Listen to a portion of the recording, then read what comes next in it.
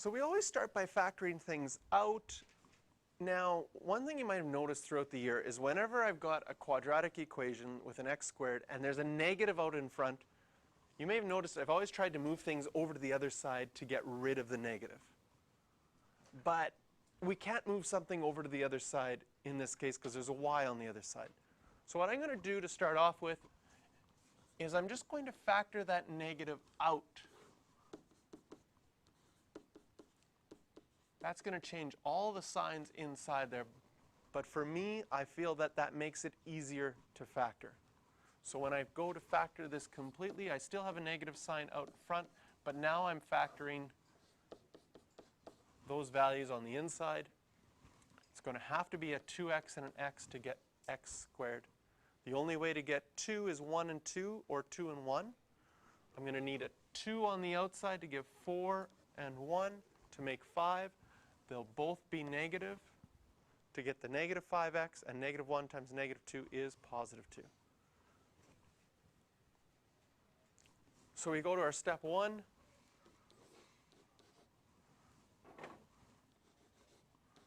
Our non-permissible values, x can't equal 1. Vertical asymptote or whole? Vertical asymptote at x equals 1. Step 2. What is our highest power? X squared. We have negative 2x squareds on the top and no x squareds on the bottom. This is not possible. What happens when it's not possible?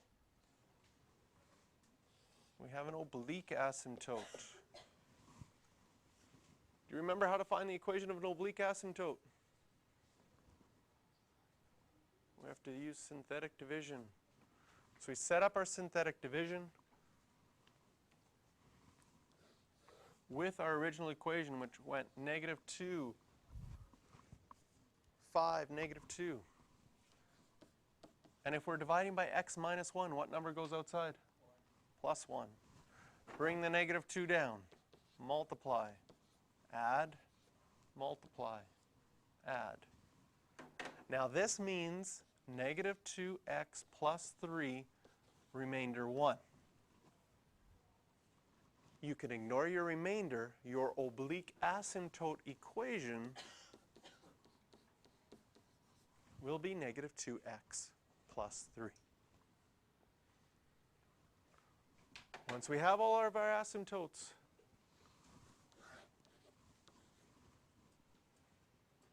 we can start graphing. So we have our vertical asymptote at x equals 1. We have our oblique asymptote at negative 2x plus 3. So we can start with that y-intercept. A slope of negative 2, go down 2 over 1, down 2 over 1.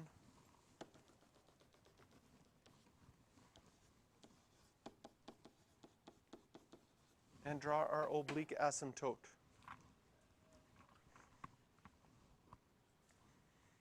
Y-intercept, if you plug in 0 for x, go back to our original equation here. Can you see that you'll get negative 2 over negative 1? So we have our y-intercept at 0, 2. To find our x-intercepts, we plug in 0 for y. And again, we'll use our factored part. Ooh, I'm still on the fancy color. Use our factored part. When is that equal to 0? When x is positive 1/2.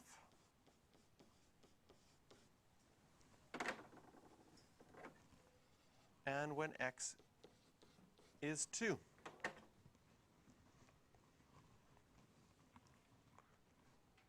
When we go to graph, we need points on each side of our vertical asymptotes.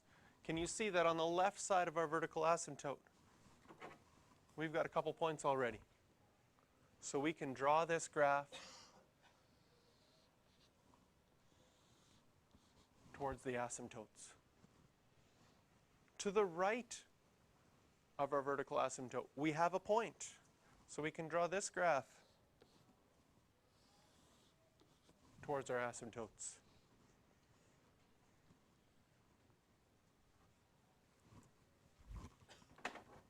Domain, well, x can't equal 1, but x could be anything else.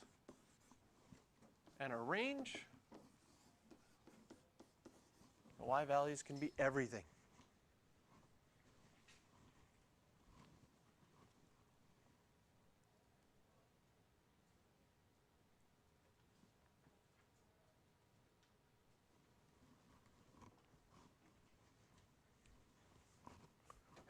Question number 5 for practice.